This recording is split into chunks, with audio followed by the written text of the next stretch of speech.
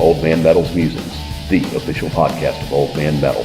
Old Man Metal's Musings is a proud part of the Rat Salad Review Network. And now, without further ado,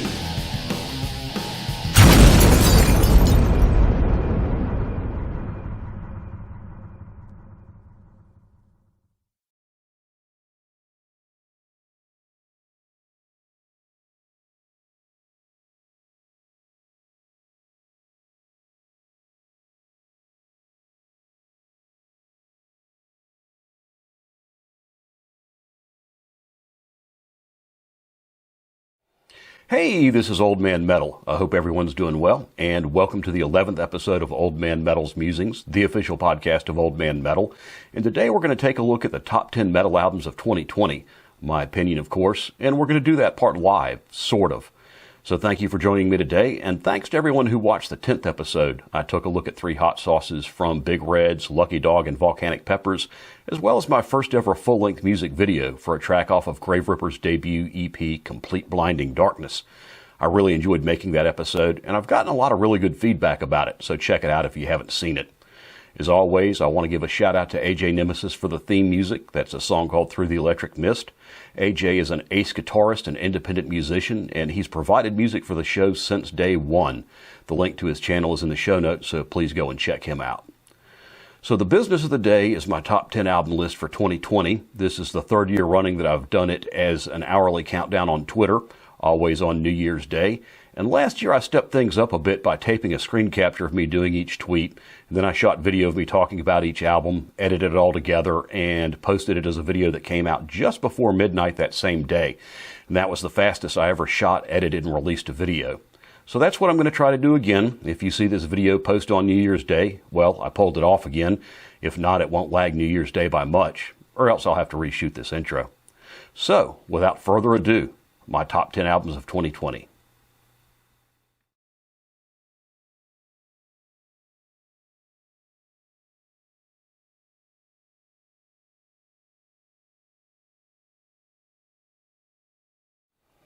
Rounding out the bottom at number 10 is Invictus Mortem.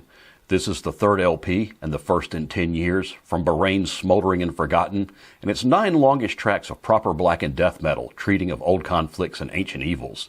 The music emanates an aura of struggle, torment, and grand infernal triumph, using lots of tremolo picking, death metal chugs, and Swedish-style thematic lead work, all offset by the occasional crushing, down-tempo chord-heavy passage, or up-tempo thrashy bit, or fragment of black metal morbidity.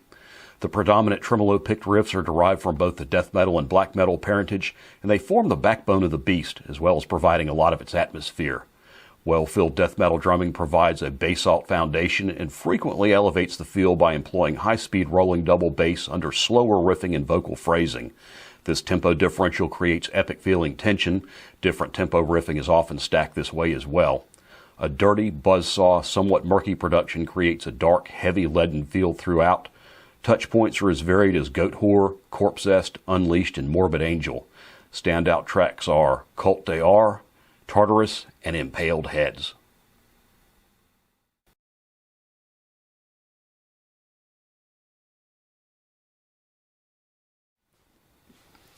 Coming in at number 9 is Solitude and Madness. The 16th full-length album from Polish death metal veterans Vader shows they're as solid as ever and continuing in the vein of the past half-dozen albums. It's an 11-track clinic in thrashy yet crushing, hit you like a ton of bricks modern European death metal, and it has everything you want from Vader.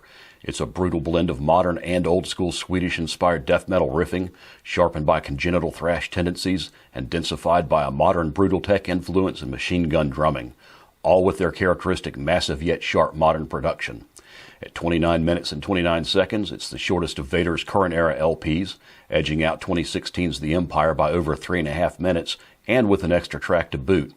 As a result, the pacing on the album is relentless, and the songs themselves are brief, brutal, and to the point, like a bludgeoning in the night. Standout tracks are Emptiness, Final Declaration, and Bones.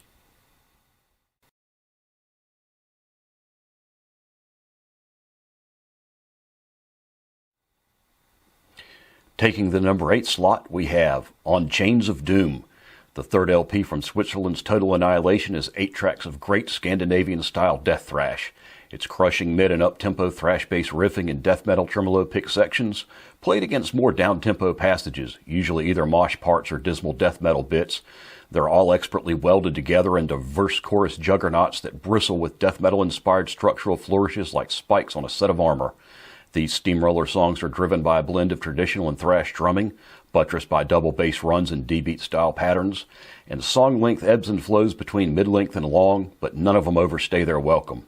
Production is consistent with the style, blackish, slightly top-heavy, with extra crunch on the guitars.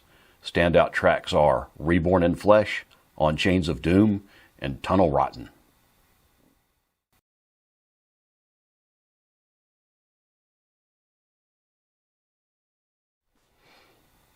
In at number 7, we have Rebirth by Blasphemy. Midnight's fourth LP and first on Metal Blade cedes no ground. Cleveland black speed metal madman Athanar baptizes the unholy union with 10 tracks of filthy, sleazy metal born of Motorhead and Venom, performed with his usual aplomb and swagger. As always, the songs are short, remorseless verse-chorus affairs that leave nothing but carnage and a whiff of brimstone in their wake. The album flow accelerates like a rocket ride to hell, and then fetches up against mid-album bulwarks Rising Scum and Warning from the Reaper, as speed metal chugs, power chords, and tremolo pick note work vie for dominance with the wickedest leads this side of Satan's titty bar. Up-tempo, stripped down, and gleefully depraved, it's midnight. Standout tracks are Fucking Speed and Darkness, Rebirth by Blasphemy, and The Sounds of Hell.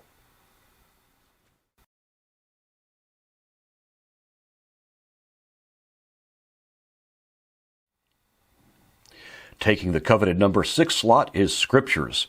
British death metal veterans Benediction are back with their first LP in 12 years, and it's consistent with the best of modern European-style death metal. Scriptures is 12 tracks of thrashy, chug-laden, mid-tempo, mid-length death metal that most favors Vader and Unleashed, and those are some big shoes right there. Consistently great riffs, all seamlessly fit together, make this album a standout, and spot-on instinctive use of tempo and feel changes keep your attention riveted from start to finish.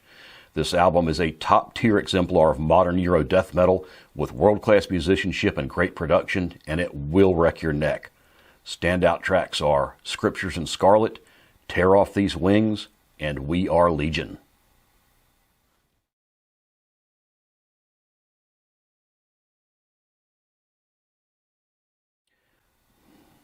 Halfway to the top at number 5 is Lust to Lynch. An intro plus 9 barn-burning tracks from Germany's Skeleton Pit comprise the best retro thrash that came my way this year. Out-of-the-ballpark albums like this one are the reason that I even bother to wade through all the tepid, try-hard, wiffle-ball retro thrash that comes around. There's always a lot of great new hybrid thrash out every year, black thrash, death thrash, the newer crossover thrash style, but the pure retro pizza and beer thrash crop is usually a pretty mediocre one year after year. The occasional gems, though, they're worth all the effort, and Lust to Lynch is a true gem. It's lethal, high-velocity, old-school blitzkrieg thrash that evokes early Exodus, Flotsam, Forbidden, and Overkill. The riffing is 100% on point. The spine-crushing chugs and razored power chords are irresistibly compelling pit fodder. Rapid-fire, hardcore-influenced thrash drumming drives whiplash feel changes and sick pit-stirring mosh parts, and even the production thinks it's still 1985. If this album doesn't make you want to break shit, check your pulse. Standout tracks are Violent Raid, Like Vultures, and Challenge to Kill.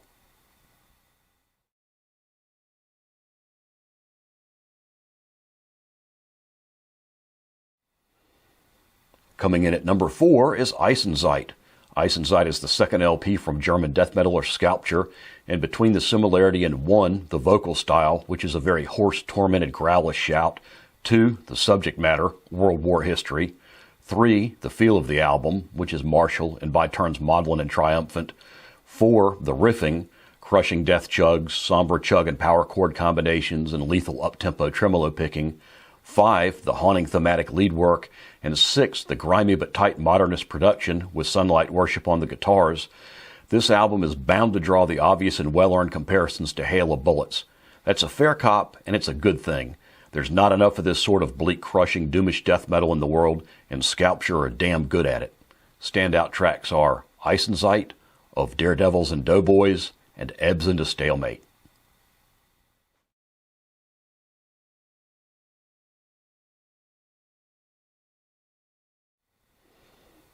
Taking the number 3 slot, we have Forest of Chaos. The second LP from French old-school death metalers Red Dead, Forest of Chaos is an inhumanly battering blend of austere, stripped-down brutal tech death metal and premium black death.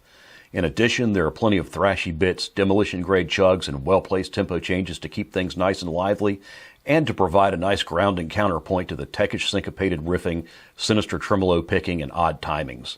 The result is a world-class clinic in manslaughter that synergistically combines the best elements of 2 very different styles of death metal, yielding 10 well-crafted musical bulldozers that tell the ghastly tale of a mortiferous French forest that ensnares the unwary, and the savage lustmord that roams and rends within it.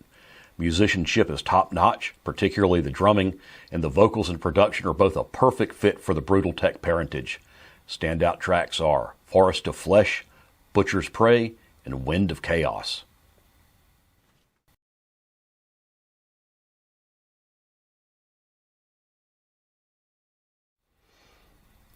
Coming in at number 2 is By Thunder and Lightning.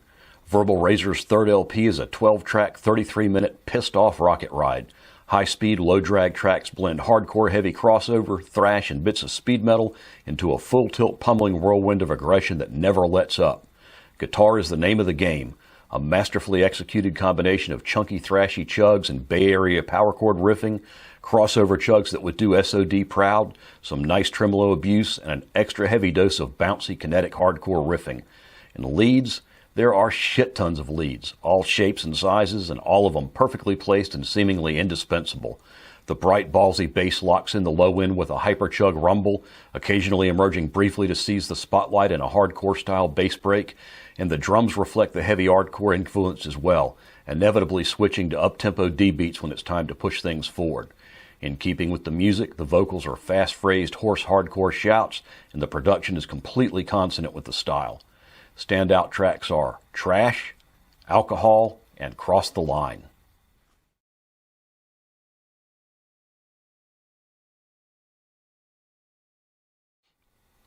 And finally, taking Album of the Year for 2020 is Power Trip, live in Seattle. Simply put, this independent digital-only live release captures one of the best modern thrash bands on the planet in their prime, harnessing the band's raw energy as only the best live recordings can do. Excellent audio engineering from the live signal chain through mixing and mastering recreates their studio sound admirably well, getting the most out of a really solid set list and a spot-on performance.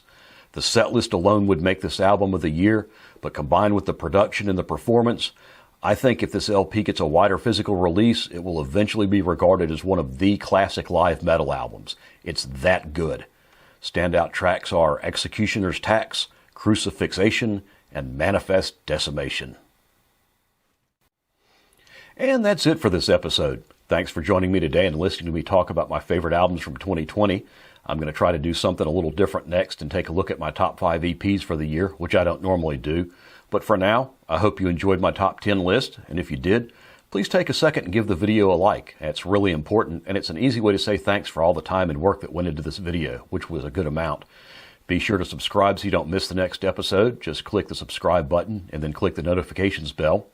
In closing, for this time, I'm Old Man Metal. Thanks again for joining me. If you enjoyed it, tell your friends. If your friends don't like it, get new friends. Until next time, keep those horns up high. Y'all take care.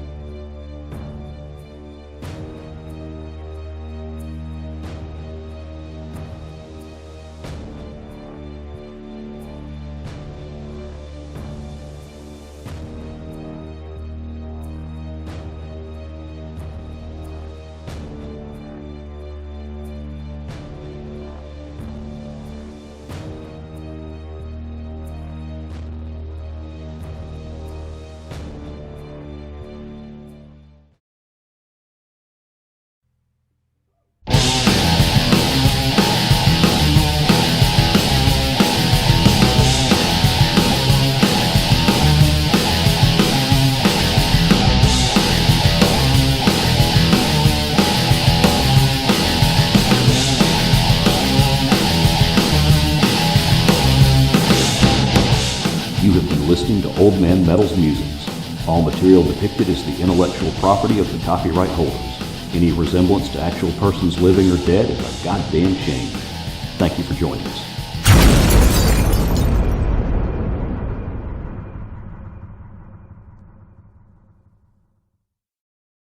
Looking for some new podcasts to listen to? Well, Rat Salad Review Network has plenty of shows to choose from. Like Rat Salad Review, where they discuss the latest rock and metal news, as well as interviews and albums. Album vs. Album, the King Diamond Podcast, with Wayne Noon, Greg Norgal, and sometimes this guy. Smack 'em a gob! Ralph Vieira is also on our network with the Vieira Vault. There's also Old Man Metal's Musings, where he discusses heavy metal and beer. Music is Life with Lou Mavs. The Right Opinion for those who love politics. A South Park podcast called Suck My Balls. The Infinite Fringe, a watch-along wrestling show called Beyond Bushido. Ex-Stradivarius guitarist, the Timo Tolkki podcast. And the Great Harry Barnett with I Don't Even Like Podcast and the Laughcast. So check out ratsaladreview.com or search Rat Salad Review on YouTube, Podbean, iTunes, Spotify, Stitcher, and more.